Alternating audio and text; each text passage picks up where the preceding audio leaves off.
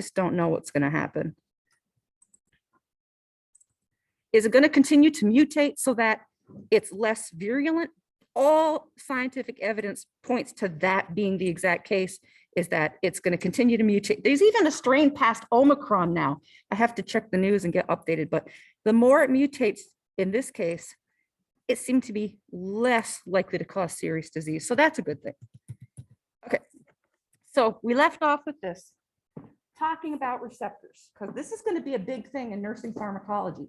And I've kind of alluded to some applications already, like sodium and calcium channel blockers. And then I talked about beta blockers briefly last time. But these are the very, very common drugs to treat hypertension, which is one of the big three in the PD. So you are going to see it probably on the daily. So to repeat, nicotinic receptors are for acetylcholine. And you find these receptors on skeletal muscles. All your skeletal muscles work this way. So what acetylcholine binds to its nicotinic cholinergic receptor, it opens up a sodium channel, your skeletal muscles are stimulated and they contract, all right? And it's called cholinergic because it goes with acetylcholine, CH is choline, and nicotinic, I don't know the Latin where they derived that. When I think of it, I think of nicotine in a cigarette, and you must voluntarily use your skeletal muscles to pick up a cigarette to smoke it. And so that's the receptor for acetylcholine. On skeletal muscles. Then muscarinic receptors, also known as this, but I never call them that because I like this. And a student came up with this idea. Muscarinic receptors are for autonomic or involuntary body responses. So you must do it. You have no choice. So I like that. Muscarinic means you must. Now, this could be for acetylcholine, epinephrine, other neurotransmitters, which I certainly haven't introduced to you yet. Now, I gave you a little story about me being the vet tech on staff when the vets were out of work, and I had the dog come in with basically flea and tick medicine poisoning. And they came in with seizures. I have talked about the effects of acetylcholine on the body. Normally, acetylcholine rules all things rest and digest. And we'll talk about each body function and what it does. And then later on, I'll talk about cholinergic syndrome, where someone's exposed to a chemical that prevents this enzyme from breaking down acetylcholine. And the result is there's way too much acetylcholine in the synapse. And whatever they're stimulating, they're overdoing it, okay? And it causes a problem, and it could lead to death. But in the dog's case, he was lucky because I knew what it was and I knew how to treat it. Okay, so more review.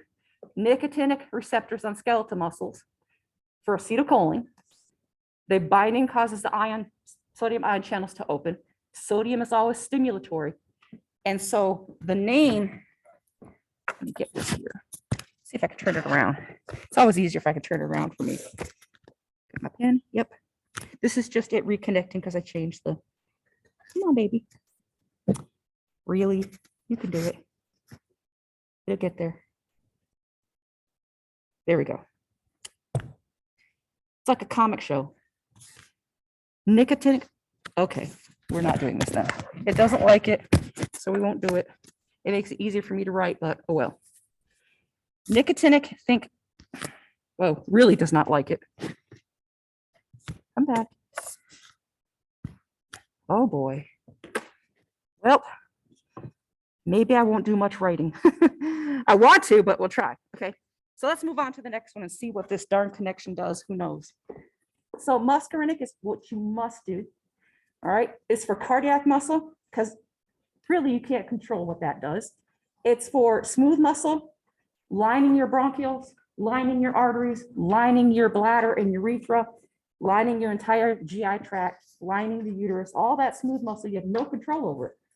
And then glands, you don't have control over your glands. All right. So when whatever neurotransmitter binds to its receptor for this kind of receptor, it opens up ion channels, and you'll know what the cell does based on what ion channel it opens. So if a sodium and calcium channel is open, let's see, I don't know, have it written in. I don't. Let's see what happens when I try and write. All right. It stimulates. Oh, yay, it's working. Stimulates the cell. All right. If it's the potassium or chloride ion channels, it inhibits the cell. And I think what I introduced last time on Friday, if it's being stimulated, it's an excitatory post synaptic potential, EPSP. If it's inhibiting, it's an inhibitory postsynaptic potential. So thank God they have acronyms because you don't have to write all that out. Now, muscarinic receptors are for lots of neurotransmitters. Acetylcholine, norepinephrine, which is in your brain. I'll put here, norepinephrine, CNS. Central nervous system is your brain and spinal cord. Epinephrine is for your peripheral nervous system. So that's everything outside the spinal cord. And then a bunch of other neurotransmitters, which we'll introduce later. So muscarinic receptors, you must, all right, involuntary actions. So heart muscle, smooth muscle, and glands, none of which you can control. All right, so get that down because in nursing pharmacology, they're going to be talking about nicotinic versus muscarinic, and they're completely different receptors and then what they control. Now, little test. You don't have to even be familiar with acetylcholine. You don't have to be very familiar with receptors. All you have to know is what ion channel is opened up. So this is an example of an acetylcholine receptor, nicotinic. So this cell is probably skeletal muscle. All right. And what's being opened up, and I'll change my pen color because I don't like the red. What's opening up is sodium channel. So what's this cell, what's the skeletal muscle's response? It is an EPSP or is it an IPSP? EPSP. It's going to be this because we know sodium and calcium are always stimulatory. All right. So just starting with ion channels first. Now this one, it's for epinephrine in your peripheral nervous system, or if it's in your brain and spinal cord, it's norepinephrine. All right. We don't even need to know how complicated. This is a muscarinic receptor. Yep. Don't memorize any of that. All you need to know is what ion channel is being opened. Oh, okay. Is it an EPSP or an IPSP? Sodium's going in. It's always going to be excitatory if it's sodium or calcium. See, you only have to know part of the puzzle and you can know what the cell is doing. We'll build on it and get more complicated, but now here's a neurotransmitter you don't even know yet, GABA, okay? Don't even know this receptor. It's probably muscarinic. I don't even know. It doesn't give me enough to see. But look at what ion channel is being opened, okay? Is it an EPSP or an IPSP? IPSP because potassium and chloride are always inhibitory. All right. This is a pretty cool neurotransmitter. When you fall asleep, I was listening to someone talking about falling back asleep. When you fall back asleep, your body paralyzes your muscles, your skeletal muscles. You don't get up and walk away. Guess what paralyzes your muscles through an inhibitory signaling pathway? GABA. All right. All right. So let's move on. And I've added a slide. So just right on the back of a page or on the corner of a page, or I think if you have the printout, you'll have enough room. So I want to go over the effects of acetylcholine because I'm going to be talking about it a lot. Under parasympathetic, which is rest and digest, control. This is autonomic body functions. Yes, acetylcholine stimulates your skeletal muscles, but that's voluntary. I'm going to be talking about involuntary. Okay, so I'm going to put down some body parts.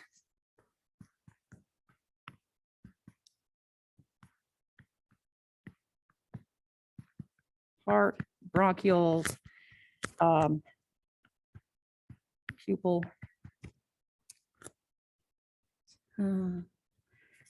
Let's see, I'm not include that. I'm going to talk about GI activity. And when I say that, I mean the smooth muscle peristalsis, which if you learned anatomy, is the contractions of smooth muscle in your GI tract to move things along. All right. I'll put peristalsis and gland secretions. I will put bladder tone. Your bladder has a smooth muscle around it called the detrusor. I don't know if you learned it in anatomy. What else do I want to put? Salivary glands, which is actually still a GI function.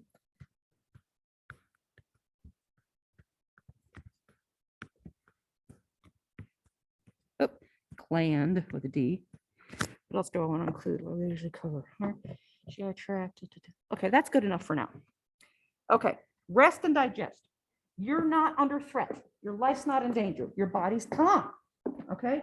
Acetylcholine is going to rule that calm response. So what happens with your heart rate? Under rest and digest, and it's controlled by acetylcholine. Is your heart rate going to go up or is it going to go down? It goes down. Makes sense, right? Your heart rate goes down. Okay? That makes your blood pressure go down. Rest and digest. Everything's cool. Sipping your morning coffee on TikTok, whatever you do to get your day started. That's me, except not coffee, tea. Now your bronchioles have smooth muscle. Okay. And they can bronchoconstrict or they can bronchodilate, which is open up. Now, when it's rest and digest, do you need your bronchioles to be wide open to get all maximal oxygen and air into your lungs and body and blood that you can? No, that would be fight and flight. Under rest and digest, your bronchioles constrict down. They don't close. They just narrow because your breathing is very light, not you just, right? So your bronchioles constrict a little, but not close because it's not fight and flight. Now your pupils, during fight flight, do your pupils dilate and open up wide to allow all available light in because you're in a fight flight situation? Do you think they constrict down because it's not fight and flight? They constrict. They constrict down a little bit because they're not trying to get all available light in, and that's called meiosis. And I'm going somewhere with this. Now, if it's called rest and digest and you're calm, is it a good time to digest or a bad time to digest? It's a good time to digest. All GI tract activity increases. Peristalsis increases, things move along faster, stomach churns, small intestine moves, colon moves, all right, defecation, urination, all that stuff. And I'll put increase, well, that would go here. Acetylcholine rules that, all right, all GI tract is activity. Salivary glands increase secretion because they're a GI tract function. Okay. Have you ever been scared and your mouth goes completely dry? That's a fight-flight reaction. Your salivary glands shut right down, just like your GI tract would. Okay, bladder tone increases, okay, for urination. And then there'll be increased defecation. So your colon is going to increase activity. It's a good time to stop and go potty. A bad time to stop and go potty is when your life's on the line. That's a good way to die. I was watching a reboot of Jurassic Park, the original one, when the lawyer went into the bathroom and the Tyrannosaurus Rex was chasing him. Not a good time to go potty. They flattened the thing and ate the guy. Yes. Wait, so why is it time when you get scared? That's a very good question. What happens is during fight flight, your heart rate skyrockets. It's pounding in your ears, right? That makes your blood pressure skyrocket. And that increased blood pressure goes all the way down to your kidneys, increases filtration rate, you feel more pressure. It's because, and it's also all the skeletal muscle tone. You're tense, and that pressure in your abdomen puts pressure on your bladder.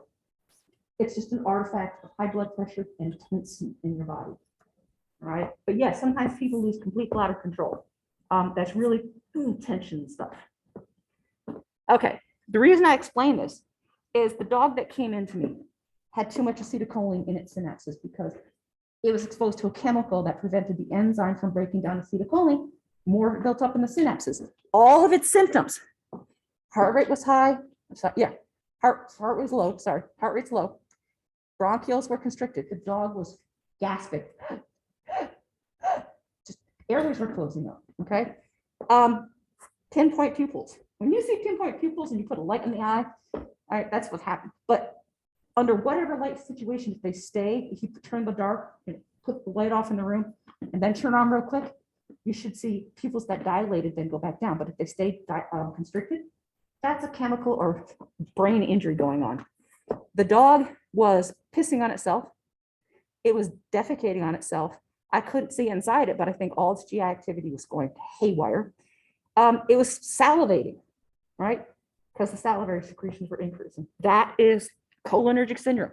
That is classic of too much acetylcholine poisoning, basically. So if you know what it normally does, then you can recognize when the system is out of whack. And that can definitely kill you. And yes, skeletal muscles with too much acetylcholine will be seizing, and the dog was seizing, which I had to stop almost first thing before his body temperature got so high that it cooked its brain, because that can happen. All right, so now that we understand what acetylcholine does, we can talk about some other things. But that's pretty important in everyday body function, right? Acetylcholine. Okay, so effect of acetylcholine and its receptors. Its receptors are going to be cholinergic. All right, but there's two types of cholinergic receptors. The first one is on skeletal muscles for voluntary movement. They're called nicotinic cholinergic because nicotine is found in cigarettes and vapes, and you have to pick it up to smoke it. And it causes muscle contraction because it opens up sodium channels. Now, involuntary functions, smooth muscles and glands, like the salivary glands I was just telling you about, like the smooth muscle lining your bronchioles, like the smooth muscle in your arteries, like the smooth muscle in your GI tract and in your bladder, okay? So this, it says contraction to smooth. That's not exactly correct. Contraction or, oops, no, I don't want that. Or inhibition. Both things can happen with acetylcholine. Okay, let me give you a for example. Rest and digest, acetylcholine, muscarinic cholinergic receptors. What happens to the heart rate with acetylcholine and rest and digest? It's being inhibited. What's happening to all things GI tract? It's going up. So acetylcholine can do both, inhibit or stimulate. But if you stop and think, what happens to the body during rest and digest? It makes sense. Of course, your heart rate goes down. That's acetylcholine. Of course, your GI tract activity goes up. That's acetylcholine. Okay, and then the next one is the heart, cardiac muscle. All right, acetylcholine binding to muscarinic cholinergic receptors on your heart's pacemaker, slow it down. We'll get to it later, but it's going to open up potassium channels to do that. All right. So as long as you understand what acetylcholine is doing to the body, I tie it back to it's either a nicotinic receptor, and that should make you think nicotine, cigarette, you voluntarily pick it up, skeletal muscles. Everything else, heart, smooth muscle, and glands, acetylcholine on muscarinic cholinergic receptors cause something to happen. It could be stimulatory or inhibitory. Stop and think what makes sense.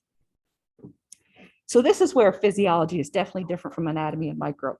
You have to stop and think what makes sense under rest and digest. And then you work backwards.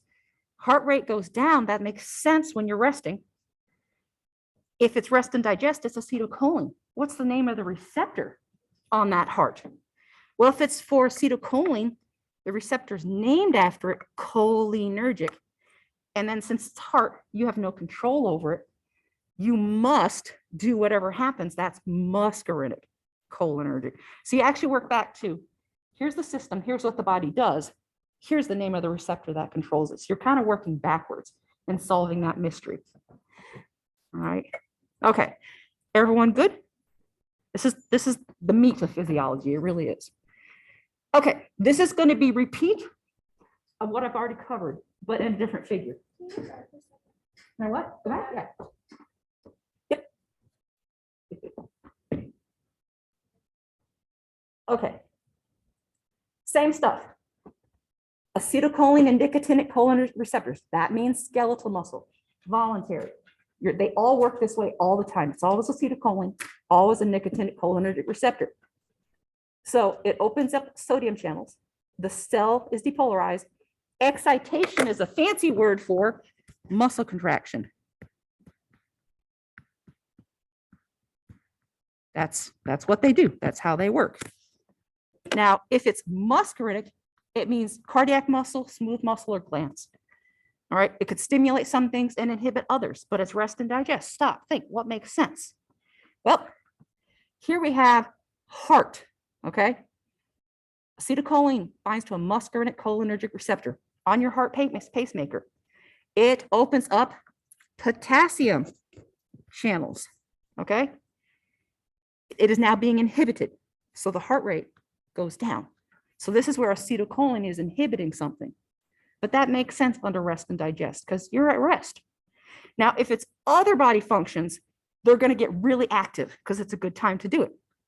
So if it's GI tract activity, which is covered in smooth muscle, acetylcholine binds to its muscarinic cholinergic receptor. Oh, look, opens up sodium channels. It actually opens up both sodium and calcium. So I'll put that down, sodium and calcium. Your GI tract needs both, just like your heart does. Okay. And as a result, it's stimulated. But that makes sense. The whole system's called rest and digest. What you're doing under rest and digest is digesting. And acetylcholine rules it. And that is the name of its receptor. So it's going to take some time. Right now, you're like, oh, deer in the headlights. But the more you study it and go over it and become familiar with it, it'll get easier. Because in nursing pharmacology, they're going to expect that you have this stuff down. They'll expect that you know it. All right. So learning it now is not just to pass a future test. It's you're going to need it soon. Are we good? Okay. I'm going to keep giving it the same information in different formats because going over it and going over it and going over it is actually the way to learn it. It kind of feels boring now, but trust me, going over it helps. All right. The dog example. Too much neurotransmitter in the synapse can be very, very bad. Too much acetylcholine in the synapse could have killed that dog pretty quickly. All right, would kill a person too. Sometimes there's not enough neurotransmitter in the synapse. I'll give you some really practical examples, but a little dab of neurotransmitter would do you. The body carefully regulates how much neurotransmitter is there. If there's too much, bad. Too little, bad. So the removal systems are diffusion. So it diffuses the neurotransmitter, diffuses out of the synapse. Okay, that can mean it actually is just lost. It diffuses out and the body breaks it down.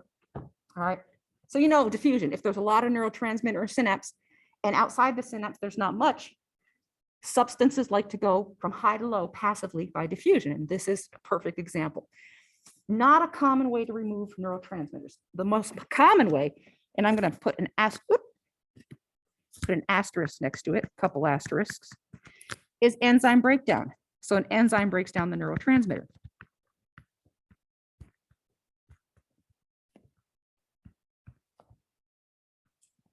And that's what the dog needed. The dog was exposed to a chemical that prevented the enzyme from breaking down the neurotransmitter, and that almost killed the dog. So there's going to be some examples, and some of these might sound familiar. Well, one of them will, hopefully. Okay, here's an example of an enzyme, acetylcholinesterase. It ends in ACh-E, that's an enzyme. It's got the word choline in it, so you know it's for acetylcholine, and it's actually got the acetyl in front of it. It's the enzyme, and what's it breaking down? Acetylcholine. All right, and I abbreviated ACh-E just because I like acronyms. It makes spelling things out easier. But you need this enzyme to break down acetylcholine in the synapse. If you have no enzyme, your skeletal muscles are going to keep contracting. You're going to have seizures. Your body temperature is going to skyrocket. Too much acetylcholine in the synapse with your GI tract smooth muscle, they're going to go on hyperdrive. All right, your colon is going to be so spastic that there's no time for water reabsorption, and it comes out liquid poo pretty much like it entered the colon. There's no time for water reabsorption. All kinds of other things happen too. So it's a good guy, the enzyme. Monoamineoxidase. Monoamines, and I'll explain this later, are neurotransmitters such as dopamine, serotonin, and epinephrine. Can you imagine if in a fight-flight response where you have a dump of epinephrine in your synapses? Because you've all felt a flight or fight response. Something startled you, your whole body flushed, your heart rate went up, right? Your eyes opened up wide, pupils dilated, all right? Can you imagine if that went on for hours? That could kill you too. Once the fight-flight reaction is done, you got to get epinephrine out of the synapses or you're just on full 24/7 fight-flight, and that could kill you. Your heart could stop. Dopamine, we'll get to serotonin. I mentioned serotonin before. Does anyone remember what I said about the importance of serotonin? Depression, low serotonin equals depression and often anxiety. So that one we'll talk about too. Glial cell removal. We talked about glial cells. So glial cells, I don't need to write this. They simply remove the neurotransmitter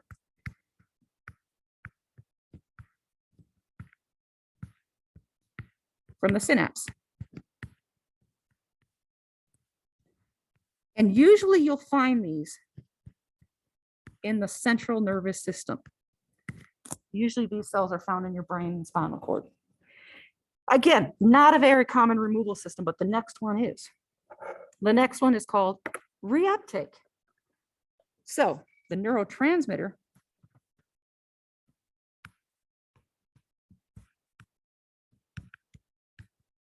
is taken up, taken back in. And I'm sorry, I don't normally write this messy, but when I'm forced to write on a screen like this, it just doesn't work. Take back in to the neuron that secreted it.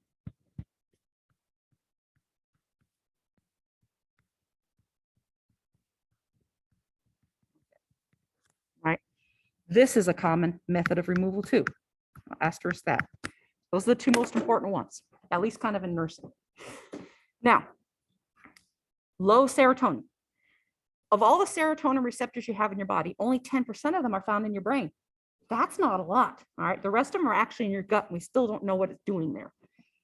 But that means if you're one of the individuals that happens to have low serotonin, and you only have about 10% of your receptors for serotonin in your brain, that low serotonin is going to have profound effects on you. And one of the effects it can have is depression, anxiety, OCD, all those things fall into the umbrella of low serotonin. So serotonin primarily is removed from the synapse by reuptake. It can work by other means, but this is the one that works the best for serotonin. People have low serotonin. What about if we develop a drug that blocks reuptake so more serotonin stays in the synapse and it can alleviate the symptoms of depression, anxiety, and OCD? That's exactly what we have. Prozac, which is the first one, then Lexapro is the name brand, citalopram is the generic, are SSRIs. Selective serotonin reuptake inhibitor. They stop this from happening. Serotonin builds up in the synapse, and that's how it treats it. It's one of the #1 prescribed drugs, all right? Because especially with COVID, a lot of people have dealt with depression and anxiety because of this. So a lot of people are on Lexapro and citalopram. So if you want to read more about it, they talk about it on these 2 separate pages in the wiki text, all right? Now, see where we are. If you click here, and I'll let you do this on your own if you want a little extra, I've got a video where they talk about diffusion, enzyme breakdown, and reuptake. They don't talk about this, again, it's not that common. But you can see a short little video snippet where they cover this and go over it, all right? Okay, so back to the acetylcholine. So this is just an image showing what's happening. So acetylcholine is released from vesicles in the presynaptic neuron, diffuses into the synapse, binds to a receptor. I don't know if this is a nicotinic or muscarinic because I don't have enough information. But let's just say it's a skeletal muscle cell, so it's a nicotinic receptor. Binds to its receptor, opens up sodium channels, your skeletal muscles contract. And then you got to allow those muscle cells to relax. And the way they can relax is the acetylcholinesterase, this little purple Y-shaped thing, grabs the acetylcholine and breaks it down into its chemical parts, which are acetate and choline, and that gets drawn up back into the neuron that secreted it. It stitches it back into acetylcholine and holds it in the vesicles. So you get that acetylcholine out of the synapse, muscles can relax until they're needed again, all right? So that's how that happens. So this, now I don't have my sound working, but I can show you quick. This is a pretty quick video after the ad. Don't you hate it when they sneak 2 commercials into your video? I kind of hate that. All right, so let's make it a little faster because we don't have to have it so slow. There. So action potential comes down. These vesicles containing acetylcholine are going to be opened up. Going to diffuse into the synapse. There we go. This say it's a skeletal muscle cell. So these are nicotinic cholinergic receptors. The acetylcholine here binds to its receptor. Come on, acetylcholine. And I sped it up. And then these pink balls are sodium ions that come flooding in, so you know that this cell is going to be stimulated. So if it's a skeletal muscle, it contracts. Now once the cell's done its job contracting, you got to get that out of the neurotransmitter receptor. Oh, go. There we go. And that is what acetylcholinesterase does. And it splits it apart. And then this neuron takes it back up and it's out of the synapse and we're all good. All right. But if you're exposed to something that blocks that enzyme, which can happen. Oh, it's trying. It's just not very good. Whatever. You don't need to know. Okay. All right. So we've covered a lot. I forget what comes next, but let's see. Oh, yeah. So I started to introduce you to acetylcholine. I think we went over it pretty well.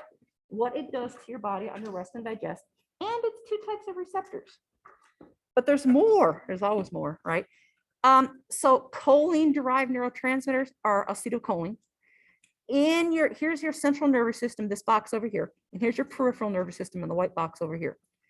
In your brain and spinal cord, acetylcholine always stimulates. Acetylcholine is important for brain function. It's always stimulating. Guess what one of the problems is for an Alzheimer patient? There's many problems. They lose acetylcholine producing neurons in the brain. And when those neurons are dead, they're not coming back. If you scan an Alzheimer's patient early in their condition, it's called a positron emission tomography scan, and it shows metabolically active cells show up as bright reds and yellows. And if they're not active, they show up as greens and blues or black, which means no activity. In a normal brain, there'd be lots of yellows and oranges and brights and reds like that. That's a lot of acetylcholine activity. In an Alzheimer patient where it's progressed, you get dark areas. That's because they've lost acetylcholine producing neurons and it's not coming back. A lot of the drugs to treat Alzheimer's actually treat by preventing the enzymatic degradation of acetylcholine. So I gave you the dog scenario. Bad, too much acetylcholine in the synapse. In a healthy animal, yes, it's bad. In a person with low acetylcholine in their brain, giving them a drug, and there's several drugs that do that, block the breakdown of acetylcholine so more remains in the brain, and it helps them. So it's relevant to nursing. In your peripheral nervous system, it can stimulate or inhibit. Stimulates your GI tract, but inhibits your heart. Now, monoamine neurotransmitters. Mono means one, and amino means amino acid. It's made from one amino acid. We'll get to that later, not today. So they're called catecholamines. And I know in the nursing program, they talk about catecholamines. That includes in your brain, it's norepinephrine or noradrenaline. In your peripheral nervous system, it's epinephrine or adrenaline. It can stimulate or inhibit. We'll cover that later. Dopamine in your brain is usually stimulatory. I'll put that. Give you a little prelude. If you do something that feels good, produces pleasure, you get a dopamine dump in your brain. You get increased dopamine secretion. And that causes you to want to do that behavior again. Dopamine's involved in addiction. In your peripheral nervous system, I know a little bit less about what it's doing, mostly in the brain. Serotonin, 10% of the receptors are in your brain. So if you have low serotonin, you've got problems in your brain. 90% of the receptors are in your intestines. I don't even know what it does there. They're still working that one out. Okay. Other amino acid derived neurotransmitters. And these are all either in your brain or spinal cord. Glutamate always stimulates. Glycine, we'll talk about later, just in your spinal cord, inhibits. GABA, GABA. When you're entering deep sleep, going from non-REM to deep REM, in REM sleep, you're now unconscious. Your body in your brain releases GABA that will quiet your skeletal muscles so you don't get up and walk around or move around while you're unconscious, because that's a good way to get yourself killed. When I was a kid, and kids, they come out, they're not fully cooked. And even when they're into their teens, sleepwalking can be common in kids. It's not common in adults. If an adult starts sleepwalking, there's something wrong. If a kid sleepwalks, their brain is still developing. My brain was still developing. I might have been 5, something like that. My parents were in the living room. I came out of my bedroom, walked down the hallway, went out the living room, kitchen, and I had my hand on the door to walk out. And they stopped me, obviously. I was completely asleep. GABA was not fully functioning yet to quiet my skeletal muscles. I grew out of it. All right, but that's what GABA does. Then in your body, nitric oxide is actually a gaseous molecule, but it acts as a neurotransmitter. It's essential in an erection and also vasodilation in your body, but I'll get to that later. All right. So this is just a small sampling of neurotransmitters, but the most important ones I'm going to focus on, acetylcholine and epinephrine, because the nursing department, pharmacology, they want you to know that stuff. Okay, so we'll obviously start off with more attention to acetylcholine because it's a hugely important neurotransmitter. So acetylcholine, both your brain, spinal cord, and peripheral nervous system, can stimulate some things like your GI tract, inhibit other things like your heart, and it must be broken down by acetylcholinesterase, or you'll have too much acetylcholine in the synapse. Too much of a neurotransmitter is bad. So in your skeletal muscles, they'll work by acetylcholine, review, binding to a nicotinic cholinergic receptor, opens up sodium channels, skeletal muscles contract. Then acetylcholinesterase comes in, hopefully, to remove it for the synapse so your skeletal muscles can relax for a little bit. So again, cigarette has nicotine, you have to voluntarily pick that up. Muscarinic, more review again. For acetylcholine, epinephrine, and other neurotransmitters, it's you have no choice. It's autonomic if it's acetylcholine, parasympathetic regulation. Now, if it's epinephrine, it's autonomic, bless you, sympathetic system. And that is fight, flight. But we're not going to go over that for a little bit. It'll come later this week. But if I just talk about acetylcholine here, it can inhibit, like on your heart muscle, if potassium or chloride channels are open, or can stimulate, like your GI tract muscle and glands, if sodium or calcium channels are open, and that's how your GI tract works. So it can do either, but you have to stop, think what makes sense, and then say, what receptor is it? It's for voluntary, involuntary. Oh, it's involuntary. It's muscarinic cholinergic. So you have to stop. If I have to stop and think, and I do, you just don't see me doing because I'm doing it in my head, I have to stop and think too. So you're going to have to stop and think. But if you do, it'll make sense. Now I'm going to introduce something that you're going to need to know in pharmacology. Agonist versus an antagonist. An antagonist is a substance.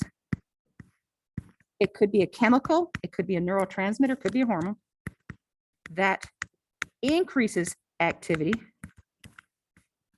And I'm going to say right now of a neurotransmitter,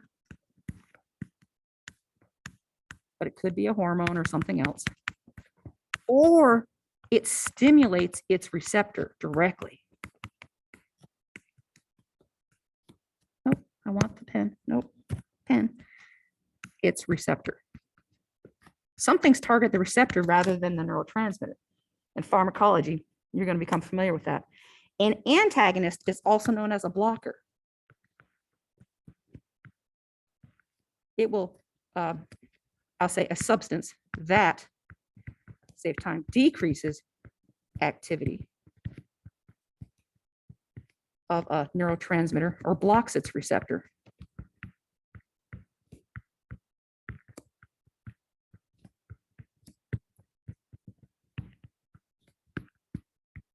Now, when I talked about, and I didn't write it down last time, beta blockers work on your heart. They block the receptor for epinephrine on your heart. And by blocking that receptor, it keeps your heart rate low. So your blood pressure goes down. That's a common high blood pressure treatment. And those drugs are blockers or agonists. I'm sorry, antagonists.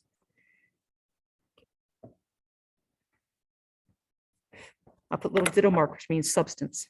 Ditto.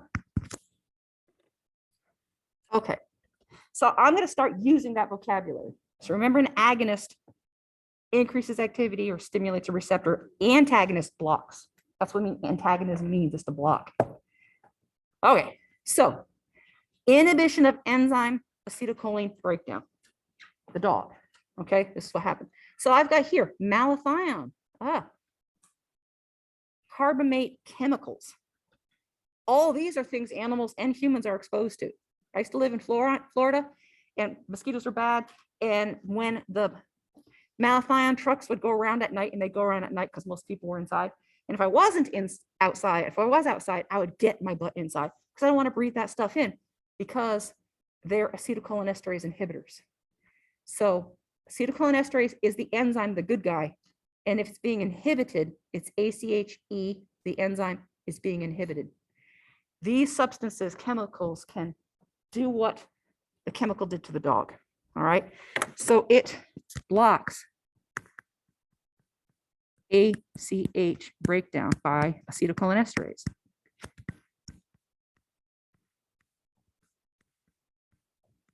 Okay. You'll end up with too much ACh in synapses.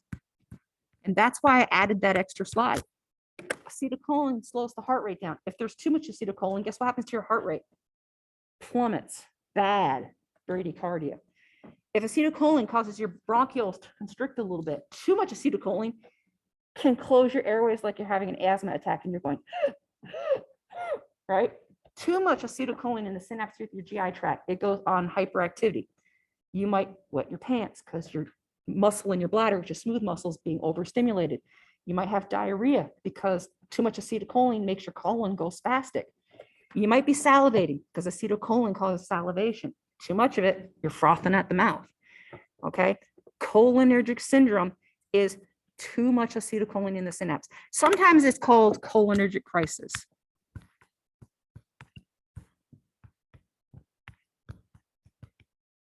Okay.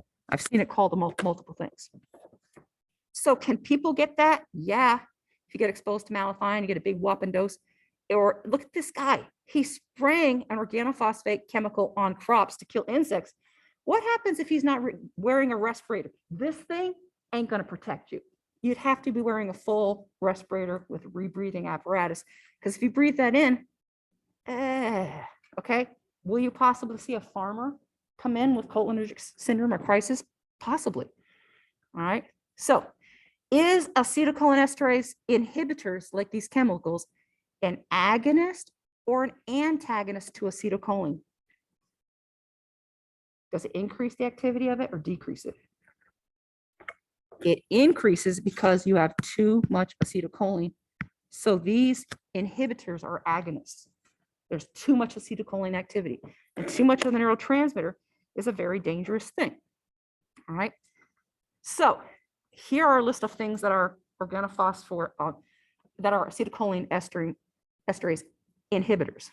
Malathion, do they still spray that around? Yes, they do. Carbamate, a general insecticide used on crops.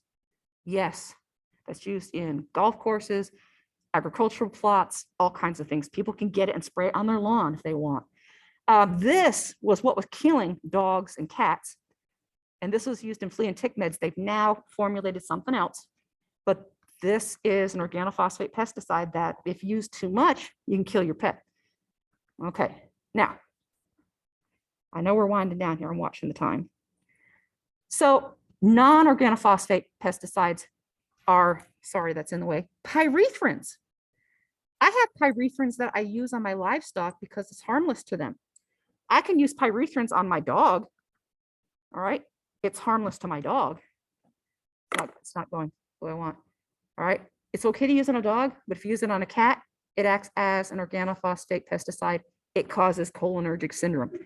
It inhibits acetylcholinesterase. All right, that's one thing about vet med is what might be good in one animal will kill another. We can take Tylenol, right? You give it to a dog or a cat, you'll kill them. Interesting about drugs. Now, sarin gas, I hope you never ever, and we're going to end here, ever see that in our country. But if you ever go to Doctors Without Borders and go to other countries, sometimes sarin gas is applied during warfare. And sarin gas is an acetylcholinesterase inhibitor. It's biological weapons, okay? And I have a clinical app for that online. Back in, before you were probably born, a terrorist group sprayed it in a subway and killed a bunch of people. I can't imagine dying by cholinergic syndrome or crisis. It's got to be awful. 2012, we're getting more recent.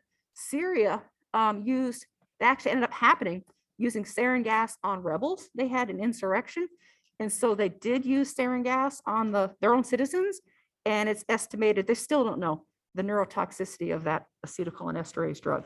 So you guys would be more likely to see it in pesticide sprays for crops or malathion or something like that, but you'll see it. All right.